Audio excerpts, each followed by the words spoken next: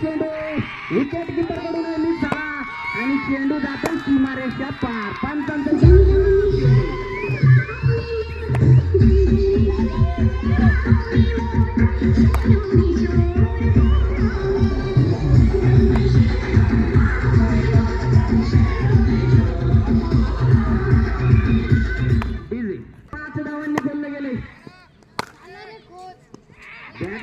चेंडू हलकासा पंच केलाय.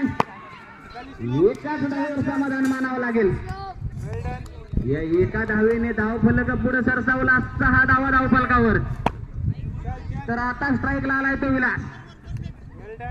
जिशान पुन्हा एकदा आपल्या गोलंदाजी मार्गावरून सज्ज होतो विलाससाठी.